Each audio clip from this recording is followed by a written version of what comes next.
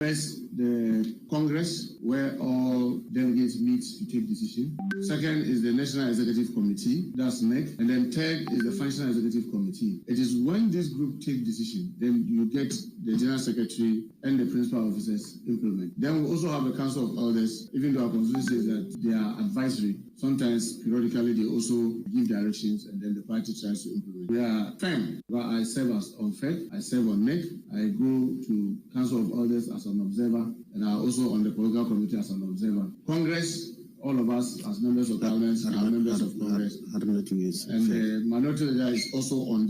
all these levels. No such meeting was there in Nigeria. So it is clear that it is a letter, yes, written by the General Secretary, but the decision may be just the decision of some few people in the party. And we believe that our party should sit up. Wawura Muntaka Mubarak no we na boga is Mrashabetwefini Dr. Dominic Ayen. And so then anu tu mu bie se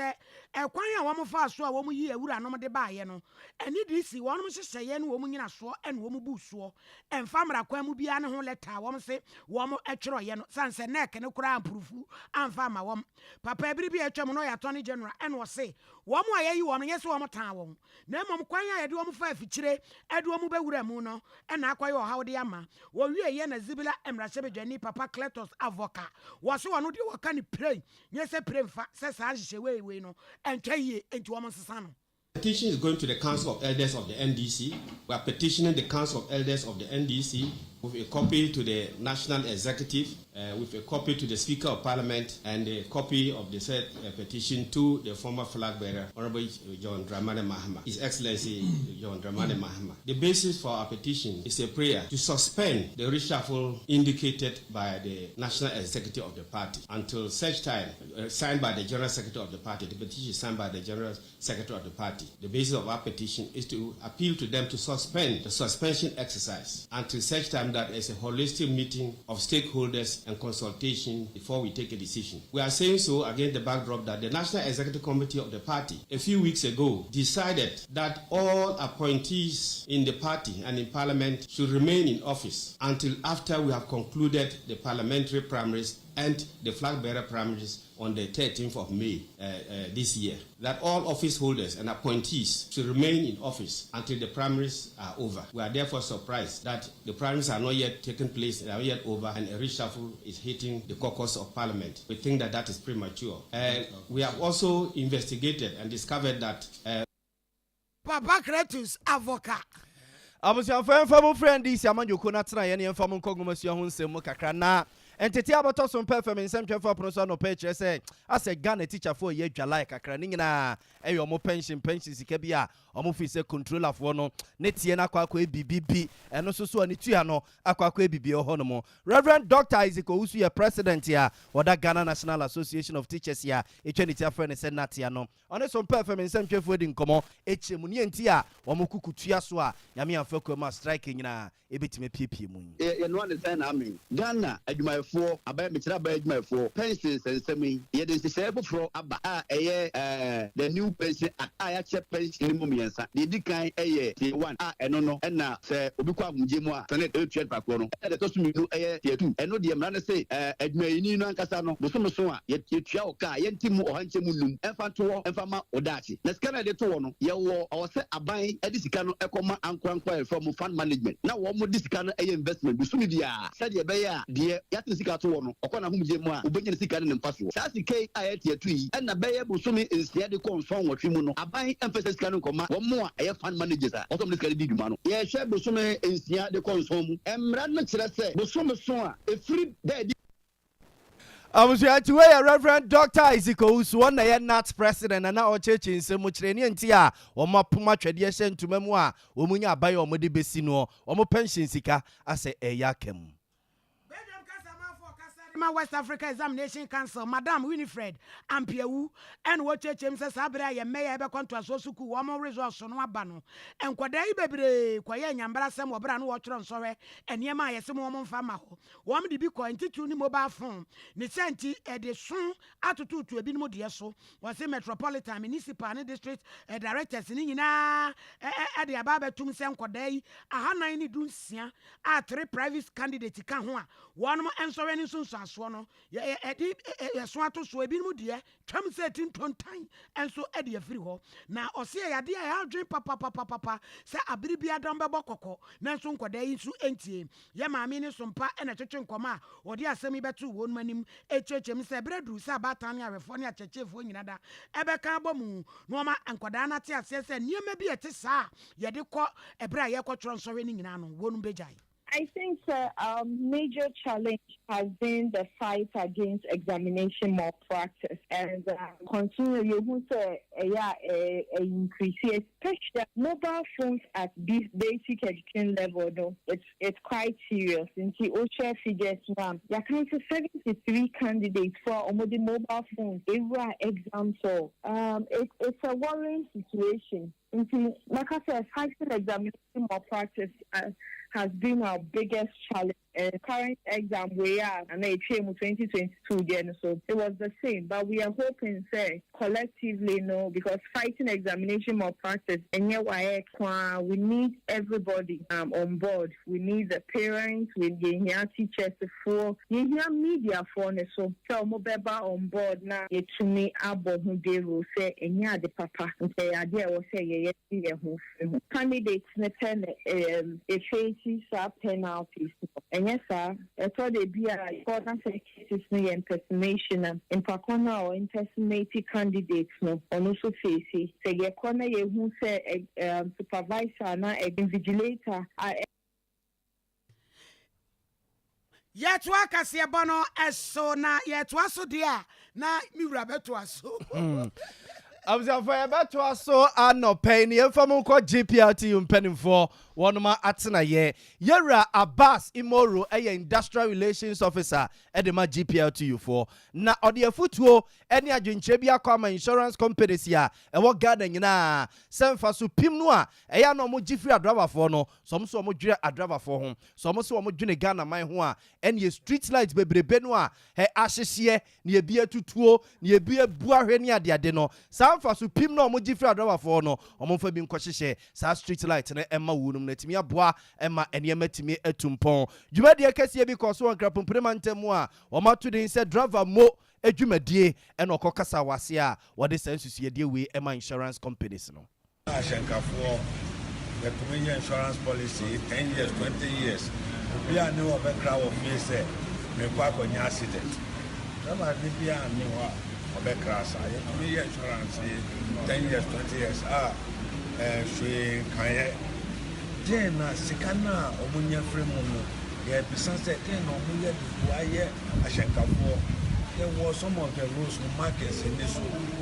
At this time, that street light in Nihua, are very dangerous to drive on some of those portion of the roads. The Bilmo or why we got to 2 million street light in the baby, APS. There were lights, there were high, but why Ashankafo, and this ice sky. Our Bunyan Bebre free, then we get the poor yet driver for Baku can say, Omuko ye baby war, Canadian market. Abusianti we GPLT omo industrial relations officer Alhaji Abbas Imoro ne yetene nkano na Nathaniel Jamina wono ena sa driver modwumadie esi omo na so wono susu cheche senti a omo akwakofa sa de wi aba. So far so ntina we dey omo ko travel insurance na harassment idea police for home pound and ntina do no na dey e twa no insurance na company recommend say if I insurance I say oh you don't want ma obia you be promote good driver and safety you can say for you car maybe 15 years 20 years say if the insurance company before say yeah accident and the brown subscribe go to inside and then you must see say different because of the insurance they are and not you say the shame right now so you can accident and Abusia Abrante Nathaniel Jamina Ghana any driver modwumadie womo enisi womo na so ena na ocheche nsemu kakra de kire no Bangini na nado dan kwa kufu ado agira na memo tumi so ama ye papa no masrafo ne fa won mo ehwe ewie mu no waye mo ensakra ye kra sabre masha Frederick Akwasia Sare Bequin wano ene be chief of air staff no wa ba bebo adwuma e wo ho na council of state fo no ene atunifo age atum agina o my Ghana merekuni ni tie ya hanu eni edumienu no eso na wase ne dwumadie ni frase enre ya Masha Frederick Akwasi Bequin wo kwa akọbọ adwuma de akọhye Masha Frank Hansen anamu sanse papa no kọ na homegiem enu nti na ese yenye obi nso edni hyemu na wokọ abankasie mu a amane bofo nyina pani Eugene Ahen eno de ensem ya ba betu dwa mampani se wahira ne kosa kwan ofa so obeye adwuma yewura Hansen waboa wo man no nti bra wokọ na homegiem onyame ni nachi na onkoje na home jojo na sabre die Masha Frederick Akwasi Bequin wonto aso professional concern ni kwam redu nkonkodi nkomabusu ansem be kaye no anopa yete se ka kwa kotua fa adwadifo a wo mo ewo so am run about so na ade ba ko e ba ne se mame ba ko fa mu ehwe ne nkwa na omuhu no na busuafo ne kunu ba bia wo firi na nyame ya adom yate se dia posifa hwehwe mu a ehu ba bia ma me firi kwam redu ye kone ne nkodi hu nkomo kwa ma chen Madi Libya. Kwambo enkomo ma me yeso ofri hin. Yo Libya adrahusema enra no pa beto mu so ame roundabout e wa bra nipa mienu aka no betwifa nipa dam so mienu o mo ho koka adwa mu a ba ko no atoye mu bra mu di ne do Tafo hospital no ho ena okoko gie mu na ne ehu ebusuafo na ba ko ka ho so no so no wa pra mu odene me ka sei de we plan de odaso edi arehwe na arehusem ewom ni se ba ko anu oka ho no de ofirimu ema enu ko ya arehusem a se de di tudwa ne ye pe ekira kwan bebi ofire ni bebi oba no be di dwa akoya arehusem ni yehunu enura busuafo brebo oba enu nsia ni mu no na omo kankan omo nia no mu hu se aseme tom frama mu no kama ye se ye twa afa wo mu akachi eninti no na kwa bia so so omo sori na omo ba no mo ba so ame prisifo edika kro mo ba Sompa FM ene Sompa fo badwendwene ho se ehine fa na nipa na ekire no omo kire se ti se corporate station na mpa ni na mu a na prisifo bo modia e de wo mo ko mo kire e ko kire mo bia oda na awura ho sem ne se omo ko ne se kama ye se eyo no a ye oba tan a wagya mofra makomako enan e wo ekire na de wanyi wo mu kra no e wo mfie edunan a oye aba na fi emema so miensa eka ho ne dia oso wo mu kra no so eye afi ene bosumi ensia awrahusem so wagya sa maami wo na maami ni dia ye different no nyina eye ama bodua a wadi mfie aduasa enson ono kra ya so eye apraman wo manpontim potemu hono